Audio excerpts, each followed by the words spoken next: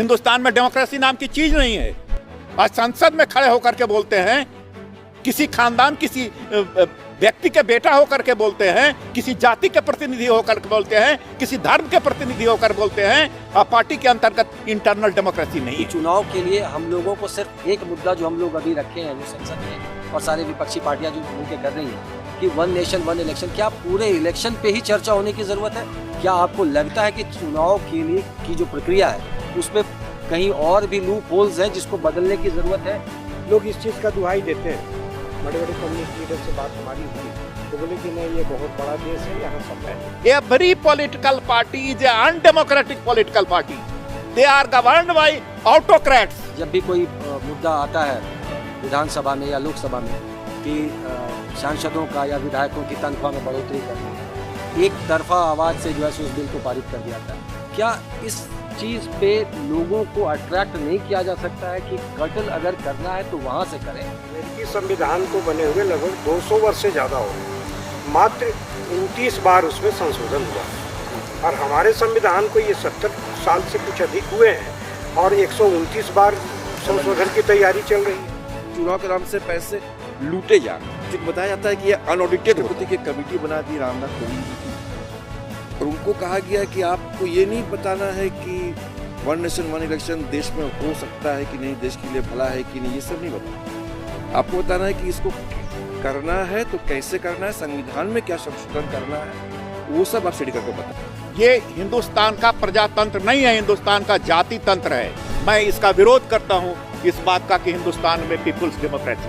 हम 1 घंटा में पूरे देश का इलेक्शन करें, कोई खर्चा नहीं, कोई बूथ पे जाके वोटिंग नहीं, कोई सिक्योरिटी फोर्सेस की डिप्लॉयमेंट नहीं, 3 महीना से गाड़ी पकड़ रही तो कुछ नहीं।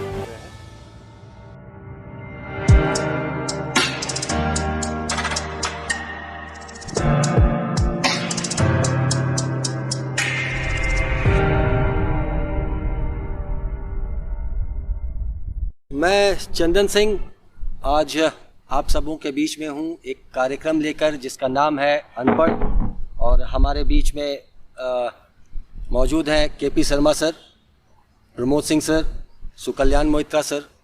और आज हम लोग देख रहे हैं कि संसद से लेकर चाय के टपरी तक एक ही बात चर्चा में है और वो चर्चा का विषय है one nation one election. One nation one election आखिर में है क्या? इससे देश को आने वाले दिनों में क्या फ़ायदा होगा? विपक्ष लगातार इसका विरोध क्यों कर रहा है? आम जनता पे इसका क्या इम्पैक्ट पड़ेगा? या फिर जो कुछ भी इसके बाद या पहले होने की संभावना है, उन सब बातों पे चर्चा के लिए हमारे बीच में प्रोफेसर्स मौजूद हैं जो कि पॉलिटिकल साइंस से हैं और इस बात पे गहनता से हम लोग चर्चा करेंगे। हम लोग शुरू करते हैं। हमारे सर हैं केपी शर्मा सर। सबसे पहले हम चाहेंगे कि वो अपनी बातों को रखें, उसके बाद हम लोग परिचर्चा को प्रारंभ करेंगे। सर, आप लोगों ने एक जो अभी विषय का चयन किया है वो सामयिक विषय कहा जाएगा, और जब संसद में या विधानसभा में कोई बात डिस्कस होती है तो आम जनता के बीच में पहुंचता है,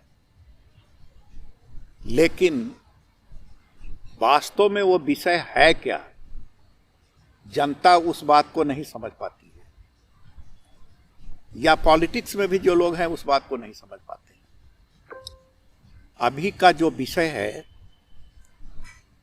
उसके जेनेसिस पर जाना पड़ेगा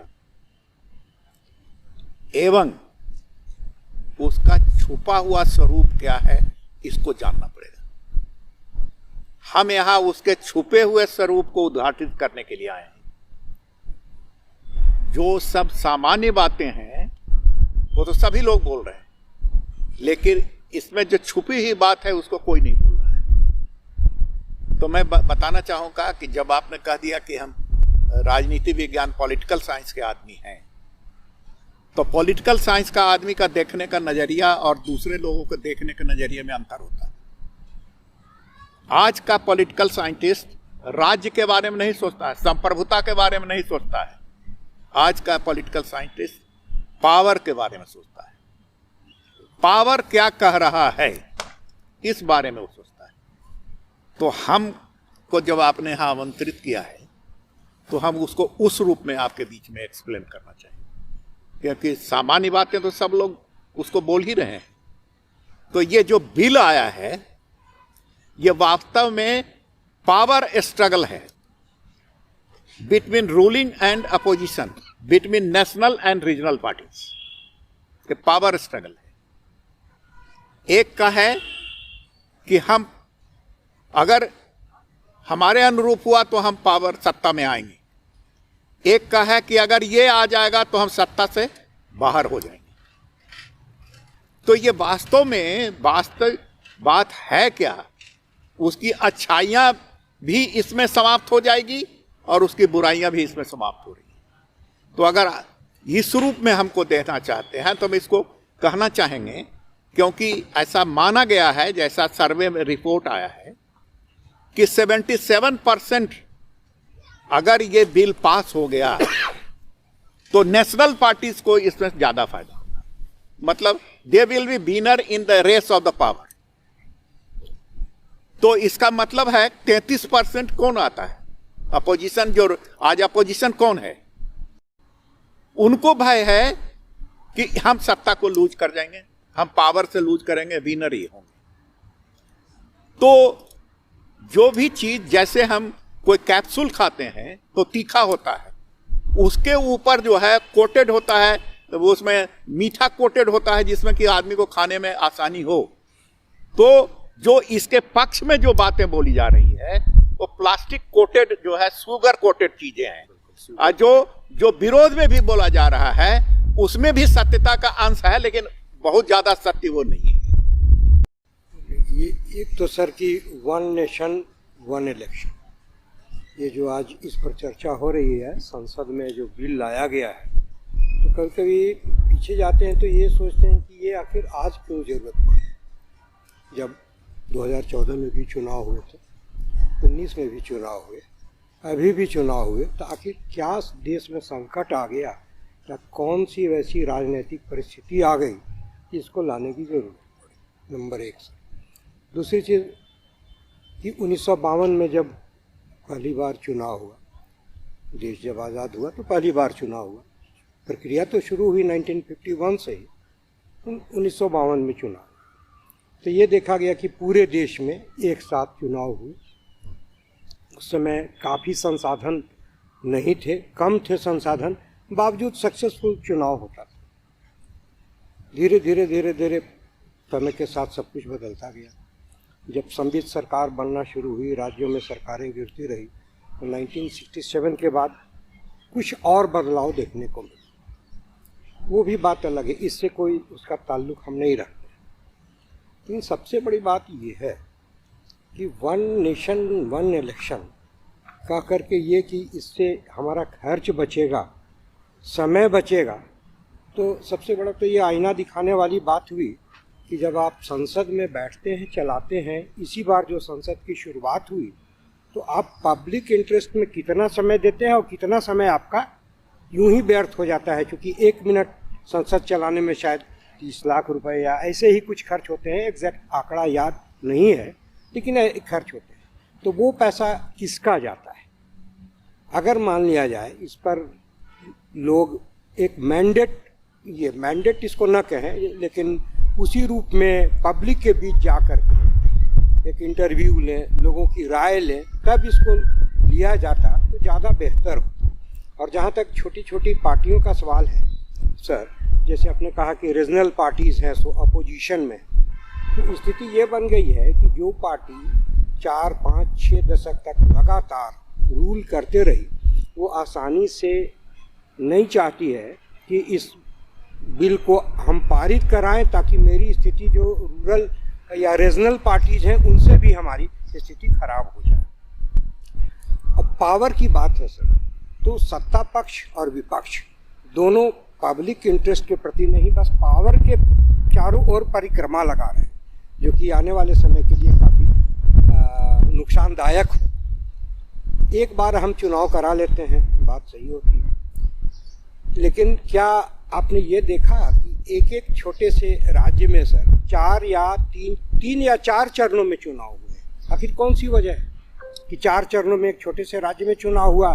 कभी कभी आप एक ही बार चुनाव करवा लेते हैं, बहुत तरह की बात। तो आखिर कौन सी ये अभी इसका मुझे नहीं लगता था कि इसकी ज़रूरत अभी थी, तो कौन सा क्या सीट का इक्वेशन गड़बड़ हो गया, उसके चलते ये ला करके एक पब्लिक के बीच भयावह चित्रण आप लाने की कोशिश कर रहे हैं कि इस तरह का जलजला आ जाएगा। अगर ऐसा नहीं होगा, संविधान पर आघात पहुंचेगा, इस तरह की बात होगी, तो पब्लिक को गुमराह करके और संसद में अपनी मनमानी करने का जो कुचित प्रयास है, हमें जो लगता है, तो शायद आने वाले समय के लिए अभी ये उचित नहीं होगा। और अभी वन नेशन वन इलेक्शन से ज़्यादा ज़रूरी है कि हम जैसे वोट करते हैं, तो जब वोट किए, आजकल वोटिंग मशीन ईवीएम मशीन से होता है, तो ये देखा गया कि जिस राज्य में चुनाव जीत गए वो राज्य वाले उस पर कुछ नहीं बोलते, लेकिन जो हार गए तो ईवीएम के ऊपर उंगली उठाने लगते। तो ऐसी स्थिति में जब आपका माने अच्छा हुआ, पक्ष में गया तो चीज़ें सही, विपक्ष में हो गया तो चीज़ें गलत। लेकिन मुझे बार बार यही ये दिमाग में बात आती है कि 2024 में इसकी ज़रूरत क्यों पड़ी, 2029 में इसको रखा जाता, और अभी चुनाव हुए ख़त्म भी नहीं हुए, साल भर भी नहीं हुए हैं, और अभी से ही इस तरह के करके देश में एक आंतरिक कायस लाना कहीं से उचित नहीं होता। इसके 4 पहलू मुझे दिखते हैं, उसको मैं जोड़ना चाहूँगा। पहला पहलू है कि जनता ये देख रही है, हम लोग भी देख रहे हैं कि लाया किसने और किस तरह से इसको लाया गया। तो हम देखते हैं कि नरेंद्र मोदी जी की सरकार ने इसको लाया।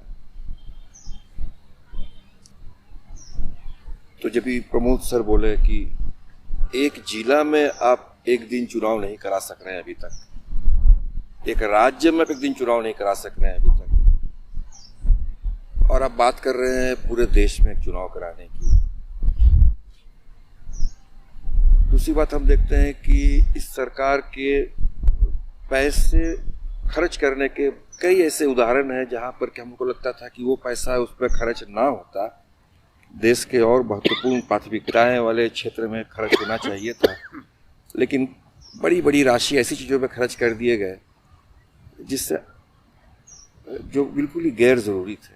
और वो सरकार इसको लाई है और कह रही है कि हम पैसा बचाएंगे, तो ये मैच नहीं कर रहा है। अगर ये सरकार का पिछले 10 साल का रिकॉर्ड रहता है कि इन्होंने बहुत अच्छा से वित्त का प्रबंध किया, रुपया को मजबूत किया, विदेशी ऋण को कम किया, और उसके बाद वो बोल रही है पैसा को बचाने का ये भी कदम उठाएंगे, तो बात में थोड़ी सी गंभीरता रहती। तो किसने लाया, तो उससे बहुत ज़्यादा उत्साह का संचार नहीं हो रहा। दूसरा है कि किस तरह से लाया इन्होंने पूर्व राष्ट्रपति की कमेटी बना दी रामनाथ कोविंद जी की, और उनको कहा गया कि आपको ये नहीं बताना है कि वन नेशन वन इलेक्शन देश में हो सकता है कि नहीं, देश के लिए भला है कि नहीं, ये सब नहीं बताना। आपको बताना है कि इसको करना है तो कैसे करना है, संविधान में क्या संशोधन करना है, वो सब आप स्टडी करके बताइए। उनको ये ऑप्शन ही नहीं दिया कि आप लोगों से मिल के फीडबैक लेके अटॉल देश के लिए ये ज़रूरी है या नहीं है। उनको एक बहुत सीमित दायरे में काम करने के लिए कहा। और यही बात जो सर बता रहे हैं कि आम लोग को जानकारी नहीं होती, आम लोग को लगता है कि पूर्व राष्ट्रपति की अध्यक्षता में रिकमेंड कर दिया वन नेशन वन इलेक्शन, ऐसा नहीं। उनको तो कहा गया कि ये रिकमेंडेशन तो है ही है, इसके अंदर कैसे हाउ टू इम्प्लीमेंट इट, इसके आप डिटेल्स हमको बताइए। मतलब इसको लेकर के कोई फ्री हैंड नहीं दिया गया, फ्री हैंड नहीं था, इसको जानना चाहिए इसको भी। दूसरा ये पहला बिंदु था। दूसरा बिंदु था कि इसके फेवर में जो तर्क दिए जा रहे हैं कि जो बातें हमारे सीनियर्स ने बताया कि चुनाव खर्च जो होता है, इतना ज़्यादा चुनाव खर्च होता है, वो कुछ उस पर कमी आएगी शायद। फिर जो समय की बर्बादी होती है चुनाव में, वो एक बहुत बड़ा इशू है। और फिर एक तर्क है कि हर समय जो नेता हैं, पॉलिटिकल पार्टीज हैं, वो इलेक्शन मोड में ही रहते हैं, तो डेवलपमेंट मोड में आ नहीं पाते हैं। किसी एक स्टेट में भी चुनाव है तो कोई भी पार्टी है, बड़ा पार्टी है, तो कहीं ना कहीं से वो इलेक्शन मोड में ही रह जाता है। खासकर कि इधर हाल के दिनों में हम लोग देख रहे हैं कि पार्टियां इलेक्शन में बहुत ज़्यादा इन्वॉल्व हो रहे हैं। तो ये सबसे छुटकारा पाने के लिए अगर 5 साल में एक बार करके इसको निपटा लिया जाए, तो कम से कम बाकी समय आप ये सब काम कर सकते हैं, समय का बचत कर सकते हैं। तो ये तो कुछ सही, हमको तर्क सही लगता है। ये पार्ट जो है समर्थन में, ये तर्क सही लगते हैं। विपक्ष वाले तर्क जो देते हैं कि इससे जो है लोकतांत्रिक और हमारा जो संघवादी ढांचा है देश का, ये इस पर प्रहार हो सकता है, चोट पहुंच सकता है। और इंग्लैंड के एक बहुत प्रसिद्ध एक चिंतक है, उन्होंने कहा था इंग्लैंड के बारे में कि एक्चुअली जो है इंग्लैंड जो है केवल 5 साल में एक ही दिन डेमोक्रेटिक होता है और वो उस दिन होता है जिस दिन मतदान होती है। हमारे देश में भी लगभग वही है, एक दिन नहीं कहेंगे तो कम से कम वही 2-3 महीना हमको लगता है कि मतदाताओं की वही पूछ होती है जिस समय चुनाव होने होते हैं। तो ये चुनाव अगर 5 साल में एक ही बार होंगे तो फिर मतदाताओं को तो फिर 5 साल बाद ही पूछे जाएंगे।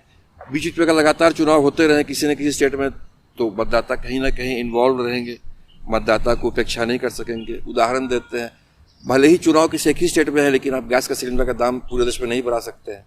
एक ही स्टेट में चुनाव है लेकिन आप पेट्रोल डीजल का दाम बढ़ा नहीं सकते हैं। अब 5 साल के लिए अगर इस चीज से निश्चिंत कर दिया जाए सत्ता पक्ष को, तो वो हो सकता है कि किसी हद तक जा सकता है, महंगाई वगैरह बढ़ाने में वो अनियंत्रित हो सकता है। तो इसीलिए विपक्ष का जो तर्क है, और भी तर्क है जो बाद में आते आएंगी, और जो चौथा एंगल इसका है मैं उस पर ही बात करना चाहता हूँ। मुझे लगता है कि जो इसके समर्थक बोल रहे हैं उनके कुछ बातें सही है, जो विपक्ष बोल रहे हैं वो भी बातें सही है। दोनों को मिला के हमको लगता है कि हम लोग को एक और नया ऑप्शन की तरफ हम लोग को बात करनी चाहिए, और वो है कि हमारे देश में वन नेशन स्मार्ट इलेक्शन का ऑप्शन हमको तलाशना चाहिए। अब डिजिटल टेक्नोलॉजी से हम इलेक्शन करें, हम 1 घंटा में पूरे देश का इलेक्शन कर लें, कोई खर्चा नहीं, कोई बूथ में जाके वोटिंग नहीं, कोई सिक्योरिटी फोर्सेस की डिप्लॉयमेंट नहीं, 3 महीना से गाड़ी पकड़ रही, उसका कुछ नहीं। जब हमारे पास IIT ऐसी इतनी प्रतिष्ठित संस्थाएं हैं, हमारे IIT को पूरा दुनिया के लोग ले जा रहे हैं, हम उनसे मदद लेके, टेक्नोक्रेट्स और इन लोगों से मदद लेके हम बहुत ही स्मार्ट इलेक्शन करके दुनिया को दिखा सकते हैं। बाकी देशों को उसकी ज़रूरत नहीं है क्योंकि उनकी उतनी जनसंख्या नहीं है, उतना बड़ा क्षेत्रफल नहीं है, हमें उसकी ज़रूरत है। तो हम चाहेंगे कि उस ओर भी ध्यान इस कार्यक्रम के माध्यम से। सर, हम एक बात और कहना चाहेंगे कि जो बार बार सरकारें कह रही हैं कि कहीं ना कहीं वन नेशन वन इलेक्शन करके हम काफ़ी पैसे को बचा लें, इस संदर्भ में सरकार को क्यों ना सोचा जाए और इससे क्या पैसे की हम लोग जो खर्च व्यय जो कर पाते हैं, हम लोग पैसे में जो व्यय होती है, क्या उससे हम लोग पैसे को नहीं बचा सकते? या आने वाले दिनों में इस तरह का कोई जब भी कोई मुद्दा आता है विधानसभा में या लोकसभा में कि सांसदों का या विधायकों की तनख्वाह में बढ़ोतरी करनी है, एक तरफा आवाज़ से जो है उस बिल को पारित कर दिया जाता है। क्या इस चीज़ पे लोगों को अट्रैक्ट नहीं किया जा सकता है कि कटल अगर करना है तो वहाँ से करें? ये जो आज I one nation one election, ये किस कैटेगरी का चीज है? ये इलेक्शन रिफॉर्म है। Will it come under election reform? तो क्या इलेक्शन रिफॉर्म कंप्लीट हो जाएगा? मैं ये जानना चाहता हूं कि क्या वन नेशन वन इलेक्शन होने से हिंदुस्तान का चुनाव जो है पवित्र हो जाएगा? क्या हिंदुस्तान का चुनाव की और खामियां नहीं है? मेरा ये कहना है कि ये चीज जो है एक बड़ा छोटा सा चुनाव सुधार का एक छोटा सा बहुत छोटा सा अंश है। तो क्या हम डेली यही गाली सुनते रहेंगे कि संविधान में संशोधन, संविधान में रोज संशोधन होता है? मेरा ये कहना है कि चुनाव सुधार के सारे चीज डिस्कशंस हो जाना चाहिए कि किस किस पहलू पर चुनाव में संशोधन चाहिए। हमको वो पहलू पर एक साथ हमको ये काम करना चाहिए। इसलिए मेरा ये मानना है कि ये चीज को आप पार्लियामेंट में जो पेश हो गया है रहे, लेकिन मेरा कहना है कि इसको अभी स्थगित रखा जाए और पूरे चुनाव संशोधन के ऊपर बात किया जाए और सारे चीज को एक साथ पारित करवाया जाए। रोज हम पैचअप वर्क में हमारा विश्वास नहीं है। हम जो है एक एक चिप्पी लगा करके हम नहीं दिखाना चाहते हैं कि भारत के संविधान में रोज चिप्पी लगेगा। तो मेरा ये जो वास्तव में जो बात हिंदुस्तान में है, यही मैं कह रहा था कि सारे लोग इसको फॉलो नहीं करेंगे। हिंदुस्तान का, जब मैंने पावर पॉलिटिक्स का बात किया था, आज हिंदुस्तान में जाति पाति का कारण क्या है? जिसको आप संविधान आपको मनाही करता है, इलेक्शन कमीशन आपको मनाही करता है। ये धर्म क्या है? ये रीजन क्या है? ये सारी चीजें किस चीज को कमजोर कर रही है? ये सारी चीजें कमजोर कर रही है, डेमोक्रेसी को कमजोर कर रही है। हम कहते हैं कि हम डेमोक्रेटिक हैं, हम डेमोक्रेसी को मजबूत करना चाहते हैं। क्या हम डेमोक्रेसी को मजबूत कर रहे हैं? नहीं कर रहे हैं। तो पावर शेयरिंग डेमोक्रेसी, जिसे मैंने कहा था कि पॉलिटिकल साइंटिस्ट के रूप में अगर उसको डिस्कस करेंगे हम, तो हमारा बिल्कुल नजरिया बिल्कुल अलग होगा। मैं कह रहा हूं कि ये चीज है, पावर शेयरिंग का झगड़ा है हिंदुस्तान में। पावर शेयरिंग में हिंदुस्तान में कुछ लोगों का वर्चस्व है। ये हिंदुस्तान का प्रजातंत्र नहीं है, हिंदुस्तान का जाति तंत्र है। हिंदुस्तान का प्रजातंत्र नहीं है, जातीय प्रजातंत्र है। हिंदुस्तान का पीपुल्स डेमोक्रेसी नहीं है। मैं इसका विरोध करता हूं, इस बात का कि हिंदुस्तान में पीपुल्स डेमोक्रेसी है। हिंदुस्तान में जातीय डेमोक्रेसी है, क्षेत्रीय डेमोक्रेसी है, धार्मिक डेमोक्रेसी है, पीपुल्स डेमोक्रेसी नहीं है। तो ये पीपुल्स डेमोक्रेसी कैसे आएगा? आज आप जो हिंदुस्तान में कॉन्स्टिट्यूएंसीज का जो बनावट है, आप एक वर्ड हम यूज करेंगे जिसको आप लोग नहीं, पॉलिटिकल साइंस के लोग हैं उसको समझ सकते हैं, एक गैरीमैंडरिंग एक वर्ड है। तो हिंदुस्तान का जो लोकसभा विधानसभा का बनावट है वो गैरीमैंडरिंग के प्रिंसिपल पर आधारित है। It is a political corruption to enjoy the power, to win the power. तो आप हिंदुस्तान में एक जातियां नहीं है, आप कहते हैं हिंदुस्तान में 1 लाख जातियां हैं। क्यों 10 जातियों का ही रिप्रेजेंटेशन रहेगा? अगर पावर शेयरिंग की बात है डेमोक्रेसी में, तो क्यों रहेगा 10 जातियों का वर्चस्व रहेगा? उन जातियों के लिए कौन सा स्थान है पार्लियामेंट में, लेजिस्लेचर में या म्युनिसिपैलिटी में, या कौन सा स्थान है जो जातियां की संख्या तो लाखों में करोड़ों में है लेकिन एक जगह नहीं है? उसी को कहते हैं गैरीमैंडरिंग। तो आज डिलिमिटेशन ऑफ कॉन्स्टिट्यूएंसीज क्या होता है? डिलिमिटेशन ऑफ कॉन्स्टिट्यूएंसी जो है guided by the principle of gerrymandering है हिंदुस्तान में। हिंदुस्तान में डेमोक्रेसी नाम की चीज नहीं है।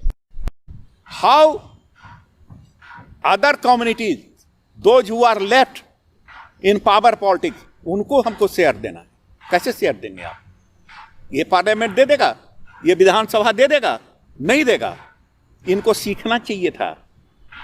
जो गिल्ड सिस्टम से जो संगठन हुआ है, विधान परिषद या राज्यसभा का संगठन जो है वो स्टेट को रिप्रेजेंट करते हैं। अब विधान परिषद का रिप्रेजेंटेशन गिल्ड सिस्टम के आधार पर है। गिल्ड का मतलब होता है कि जो है स्पेशल टीचर, ये जो है मजदूर, इनको रिप्रेजेंटेशन देंगे। तो यहाँ उस सिस्टम को नहीं लागू करना है। यहाँ गिल्ड इज ए कास्ट।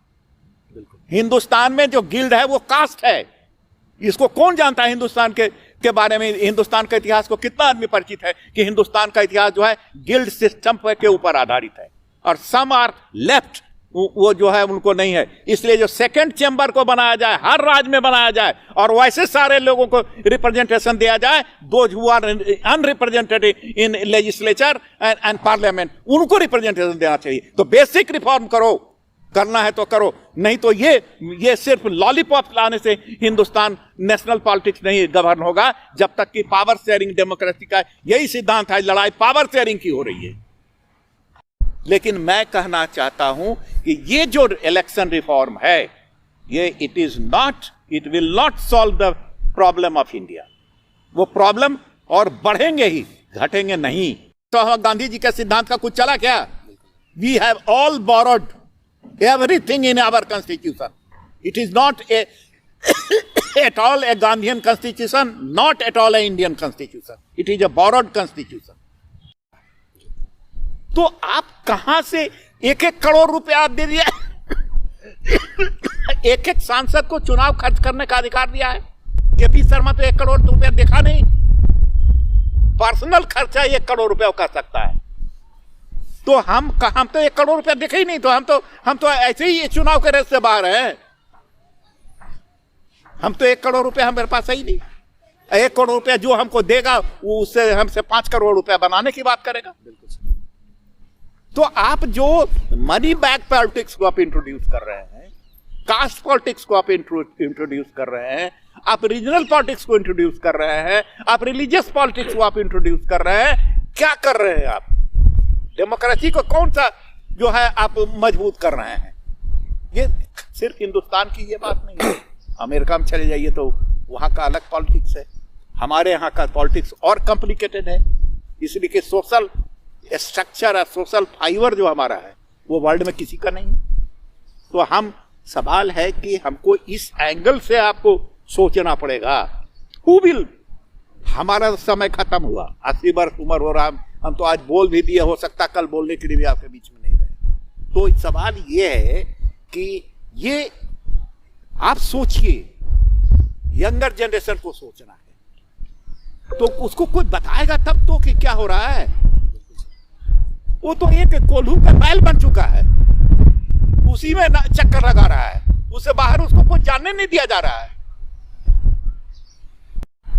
जो चीजें विदाउट कंपल्सन अगर चलती है तो ज्यादा लास्ट करती है। जो चीजें अगर कानून बना करके आप उसको किए तो उसी दिन कानून लोग तोड़ना से कोशिश करते हैं। तो ये चीजें वो स्वाभाविक रूप में बामन से सरसर तक वो बातें चली, लोगों के दिमाग में था कि भारत है, हम भारत के हैं, भारत के बारे में सोचें। लेकिन पॉलिटिशियंस ने क्या काम किया, राजनीति की क्या देन है, दिन भर जो है जाति पाति करो, दिन भर पैसा की बात करो, दिन भर पावर पॉलिटिक्स की बात करो। ये चीजें आज जो है, आज कहते हैं कि इसके अलावा तो हिंदुस्तान में कुछ है ही नहीं। हिंदुस्तान में लगता है कि पॉलिटिक्स के अलावा और कोई चीज सोचने के लिए नहीं बच गया। इतना ओवर पॉलिटिसाइज्ड वर्ल्ड का कोई कंट्री नहीं है। तो ये स्थिति हमारी है, इसको जो है हमको सोचना पड़ेगा। यंगर जनरेशन को लाइए सामने, उसको पहले एडुकेट कीजिए, एडुकेट देम फर्स्ट। चुनाव सुधार को पूर्णता में लाई जाए।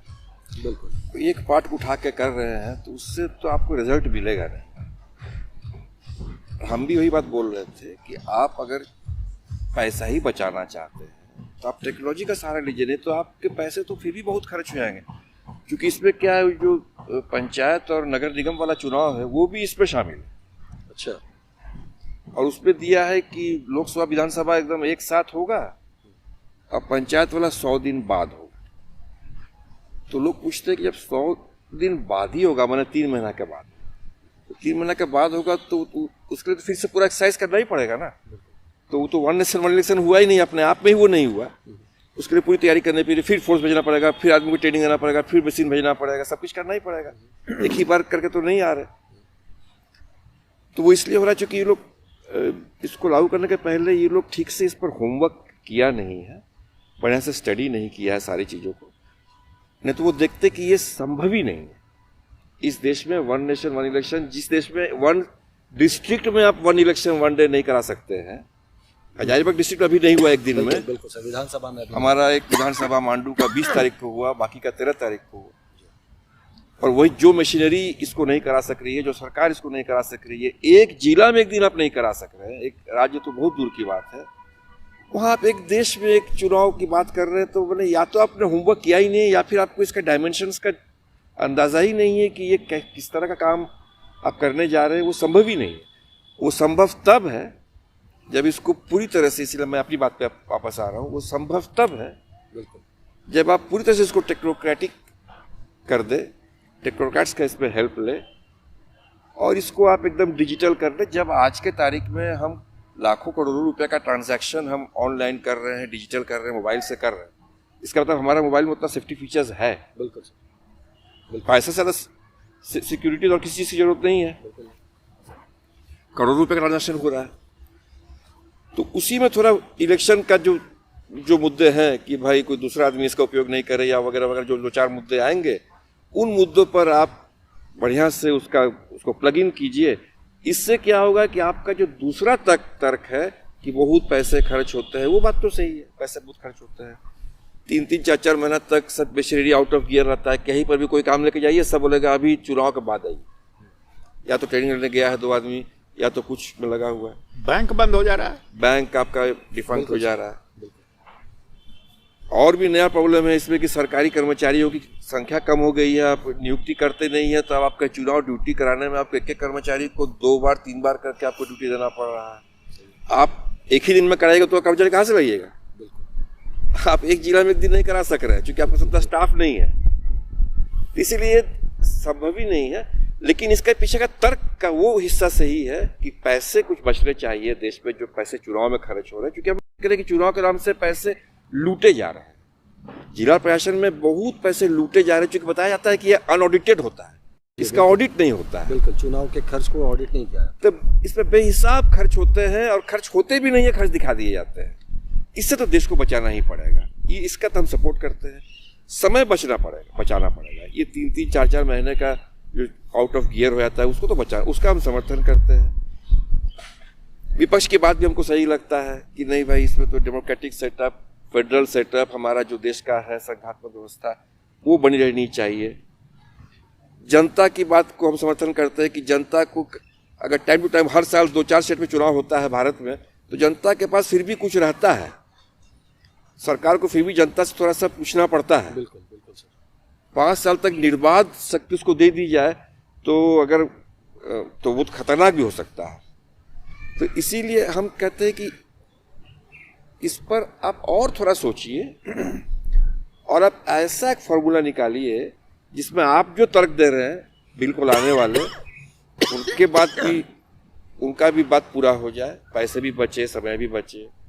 विपक्ष जो तर्क दे रहे हैं उनके भी तर्क इसमें शामिल हो जाए, और अब चुनाव सिस्टम को इतना सिंपल, सरल, सहज कर ले, 1 घंटा में 1 nation 1 hour election, smart election. और अभी क्या है, अभी आपका वोटर, अभी बात हुआ ना कि वोटर आ सकता है कि आपका हरियाणा से वोटिंग के लिए, बिल्कुल नहीं आ सकता है ना, लेकिन उसमें वहीं से वोट दे देगा वो। वरी का वोट, कोई आदमी हरियाणा में काम कर रहा है या हमारे स्टूडेंट्स अगर कोटा में पढ़ रहे हैं, बैंगलोर में पढ़ रहे हैं, वोटर लिस्ट पे तो यहाँ नाम है, तो वोट देने नहीं आ पाते, तेजी से बढ़ जाएगा, परसेंटेज आपका बढ़ जाएगा। जो आप झूठ का खाली बड़ा बड़ा पोस्टर लाए कहते हैं कि पहले मतदान फिर जलपान, सबसे कहाँ बढ़ रहा है, वही तो 60-65 पे फंसा हुआ है। तो आप इसको स्मार्ट इलेक्शन में कन्वर्ट कीजिए, 1 नेशन स्मार्ट इलेक्शन कीजिए, पूरे दुनिया को दिखाइए। आप टेक्नोलॉजी का सहारा ले ही रहे हैं, आधा अधूरा। ईवीएम भी आपका टेक्नोलॉजी ही है, लेकिन आधा अधूरा टेक्नोलॉजी है, और इसका भी अब 20-25 साल हो गए। अब इस पर भी आप आगे बढ़िए ना, आप उसको लेकर शिकायतें हो रही है, उसको भी एंटरटेन कीजिए। अगर हम लोग स्मार्ट इलेक्शन करते हैं तो हम लोग समय की भी बचत कर सकेंगे और पैसे की भी बचत होगी। इस संदर्भ में आपका क्या कहना है कि इसमें क्या लूप होल्स हो सकते हैं, या फिर सरकार को कितने बड़े पैमाने पे इसके लिए काम करने की ज़रूरत पड़ेगी, या क्या कुछ बदलाव चाहते हैं? अभी सर ने एक बात और बताया कि चुनाव के लिए हम लोगों को सिर्फ एक मुद्दा जो हम लोग अभी रखे हैं, जो संसद में और सारे विपक्षी पार्टियां जो मिलकर कर रही हैं कि 1 नेशन 1 इलेक्शन, क्या पूरे इलेक्शन पे ही चर्चा होने की ज़रूरत है? क्या आपको लगता है कि चुनाव के लिए की जो प्रक्रिया है उसमें कहीं और भी लूप होल्स हैं जिसको बदलने की ज़रूरत है, या आपको लगता है कि जो ढर्रा चल रहा है वही ढर्रा चलते रहना चाहिए? अभी जो चर्चा हुई, कई बातों पर मैं सोच रहा था कि 1 नेशन 1 इलेक्शन 1 नॉमिनेशन, नॉमिनेट भी होते हैं कई लोग, ये किसकी सुविधा के लिए?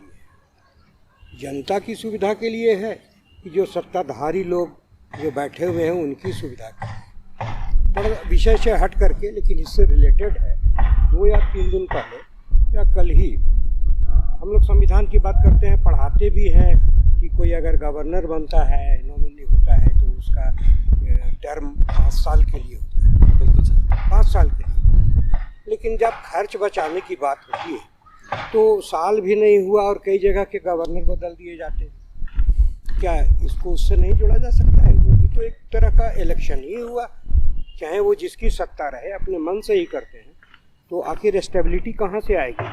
नंबर 1। दूसरी बात कि रीजनल पार्टीज जरूर इसका विरोध कर रहे हैं, लेकिन जब नेशनल पार्टी भी अपनी स्थिति को रीजनल पार्टी से भी कम आंकते हैं, तो आखिर क्या वजह है कि बेवजह की शहनाई वो बजाने लगते हैं उनके साथ मिलकर के? जब वो सत्ता में रहते हैं तो फिर इस तरह की ज़रूरत उनको क्यों नहीं पड़ती है? आज क्यों पड़ने लग गई?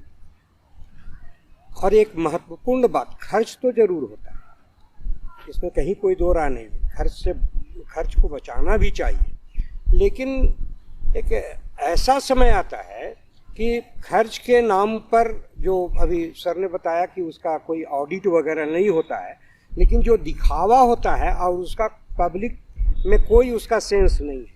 आजकल देखेंगे कि स्मार्ट बूथ बनाया जाता है, बिल्कुल, शायद वो पब्लिक उसको देखती नहीं, वोट देती है और चली आती है। उसको उसका कोई यूज नहीं है, हमने भी देखा है। वो ऐसे ही उखड़ जाता है या पानी पड़ता है, सब खत्म हो जाता है। उसकी क्या ज़रूरत है स्मार्ट बूथ की? हाँ, बुजुर्गों के लिए जो सुविधा दी जाती है, ये सारी चीज़ें होनी चाहिए। तो वो सब चीज़ तो इससे अलग है, इससे इतर है। तो जहाँ ध्यान होना चाहिए वहाँ ध्यान जाता नहीं है। और जो चीज़ अभी ज़रूरत नहीं है, जॉइंट पार्लियामेंट्री कमेटी की कई बैठकें हुई, बहुत सारी चीज़ें सामने आई, तो कुछ सामने लाया नहीं गया, छिपा करके रखा गया। तो आखिर सर्वदलीय अगर इसको बैठ करके रखा जाता और सबकी बातें सुनी जाती, भले साल 2 साल 3 साल 4 साल में ये होता, तो शायद ज़्यादा बेहतर होता। और 1952 में सर भी शायद उस समय 585 होंगे, 50+2 यही सीट था उस समय भी, आज भी वही है। तो क्या वजह है कि 17-18 साल कोई प्रॉब्लम नहीं हुआ, एक ही दिन में चुनाव हो गए? आज सीट तो बढ़ा भी नहीं है पार्लियामेंट में, और अभी क्यों कौन सी स्थिति है, ये आपको टाइम लग जाता है 3-3 4-4 5-5 महीने, कोई काम ही नहीं होता है देश का। तो लगता है कि ये हमारा देश जो है वो इलेक्शन प्रधान देश है, हमें जो लगता है। तीसरी बात कि जिसका रिप्रेजेंटेशन या कोई पार्लियामेंट में जाने से चूक गया, वो हार गए किसी कारणवश, तो उनको बर्थ दे दिया जाता है राज्यसभा में, जबकि राज्यसभा के लिए जो सीट बने हुए होते हैं 12 को बाकी छोड़ करके वैसे लोगों के लिए जो समाज के किसी न किसी वर्ग के वो काफ़ी प्रतिष्ठित होते हैं, अनुभवी होते हैं, स्पेशलिस्ट होते हैं, जानकार जो भी हैं, लेकिन वैसा तो होता नहीं है। तो इन सब चीज़ों पर भी बहस होनी चाहिए। और अभी नहीं लगता है, हमें नहीं लगता है कि शायद वन नेशन वन इलेक्शन में इतनी जल्दी सफलता मिले, क्योंकि जनता जागरूक नहीं है। आपका बता रहा है परसेंटेज वोटिंग का बहुत ज़्यादा 60-65 तक हम जागरूक हुए हैं। और वो भी बड़ी आश्चर्य की बात है कि झारखंड में जहाँ चुनाव हुए, हमारे ट्राइबल्स एरिया में 65 से ऊपर 70 तक चले गए वोटिंग का रेशियो। वो तो बहुत ज़्यादा पढ़े लिखे नहीं हैं, लेकिन वहाँ जागरूकता कितनी है? कौन फैलाया जागरूकता? उनके ही नेता फैलाए हैं। लेकिन और जगह क्या होता है कि वो घर बैठे सारा काम एक ही जगह से सारा मॉनिटरिंग करते हैं, तो पब्लिक भी नहीं समझ पाती है इस चीज़ को, बस जाती है वोट दे के चली आती है। लेकिन इससे न पब्लिक को लाभ है, लाभ किसको है? व्यवस्था को। और व्यवस्था बराबर के लिए थोड़ी होती है, 5 साल के बाद तो उनको चेंज होना ही होना है, 10 साल के बाद चेंज होना है। तो मुझे इस पर ये लगता कि पब्लिक की जागरूकता ज़्यादा ज़रूरी है, वहाँ जा कर के जागरूकता लाएं। और कमेटी पर कमेटी और बैठक पर बैठक बुला करके सिर्फ अपनी हाकें, उससे असंतुष्टि पैदा होगी और लगता है कि देश बार बार चुनाव में ही जाएगा। सबसे ज़्यादा देश में अभी हमारे यहाँ मध्यावधि चुनाव हुए, उपचुनाव की बात छोड़ दीजिए, उसका केस तो दूसरा है।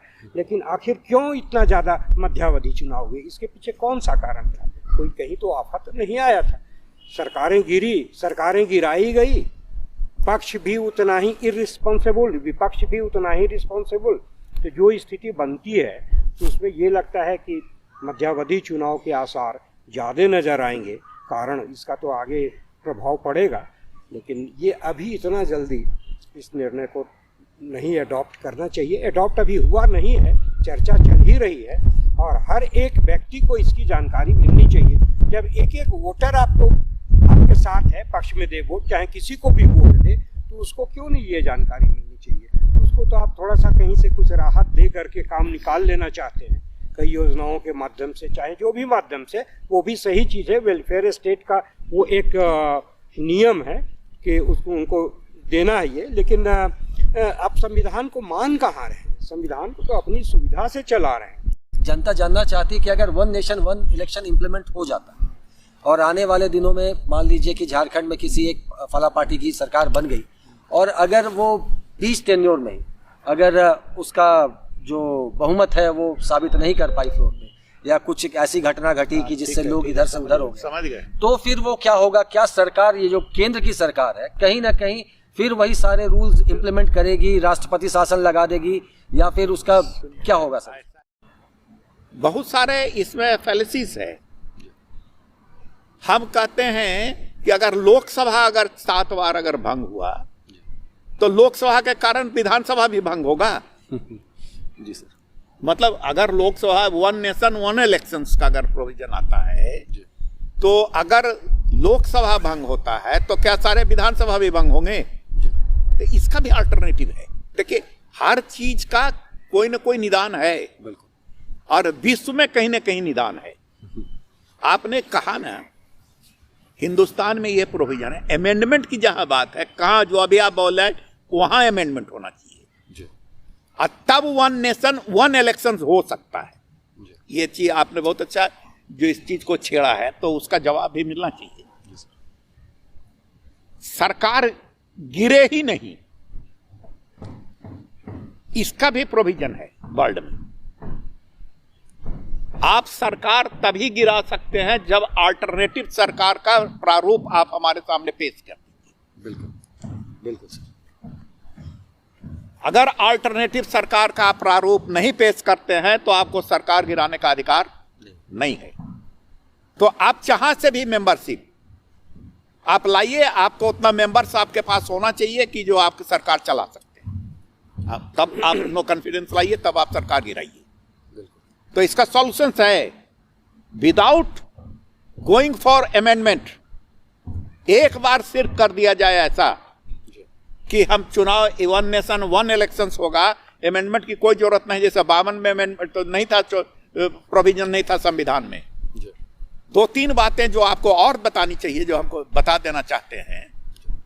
एक तो कि ये प्रोविजन हो सकता है, आप इसको सुझाव दीजिए कि सरकार गिरे ही नहीं 5 साल के पहले। इसका भी तरीका है, आप ये पढ़ेंगे किताब में, ऐसा भी मिलेगा। फ्रांस वगैरह बहुत सारे जगहों में ऐसा है कि आप अल्टरनेटिव लेकर के आइए ना, कि ठीक है हम नो कॉन्फिडेंस आ रहे हैं, अगर सरकार गिर जाएगी तो हम हमारी ये सरकार, आप गिरा दीजिए सरकार को, आप बना दीजिए सरकार। एक तो ये है, ये आपका इस प्रश्न का जवाब है कि इसका भी है निदान। तब बोलिए कि एंटी डिफेक्शन लॉ का क्या होगा? बिल्कुल, तो एंटी डिफेक्शन लॉ को हटा दो। आज भी तो एंटी डिफेक्शन लॉ का कोई मीनिंग नहीं है। बिल्कुल सर। हम ज्यादा से ज्यादा सरकार गिराना है तो हम तुमको 10 करोड़ रुपया दे दिए, तुम रिजाइन कर दो, जिससे सरकार जो है माइनॉरिटी में चली जाएगी। बिल्कुल। तो 10 करोड़ रुपया देख के अपना मेंबरशिप भी छोड़ने के लिए तैयार है। तो ये चीज एंटी डिफेक्शन लॉ भी जो है वो कहीं काम नहीं कर रहा है, उसको अभी कोई ना कोई बाईपास निकाला गया है। तो सवाल है कि आप तो बाईपास सबका निकाल ही रहे हैं, तो आप दे दीजिए ना भाई, म्यूजिकल चेयर बना दीजिए, प्रधानमंत्री और मुख्यमंत्री का पोस्ट को बना दीजिए ना। म्यूजिकल चेयर हम लोग बच्चियां खेलती है ना खेल, तो वही आप उसको म्यूजिकल चेयर बना दीजिए। और दूसरी बात जो बहुत बड़ी बात है, इसको जो हम आपको नहीं बताए थे, ये रीजनल पार्टी आया कहां से? किसने बनाया रीजनल पार्टी को? यही नेशनल पार्टियों ने बनाया है। कैसे? आपको तो उस समय पैदाइश नहीं है, हमारी तो पैदाइश है, याद है, हमारी सारी बातें याद है। जितनी रीजनल पार्टियां बनी है उसके लीडर्स कहां से आए हैं? नेशनल पार्टी से निकल करके आए हैं। क्यों आए हैं? इसलिए कि उनको पावर शेयरिंग में हिस्सेदारी नहीं दी गई।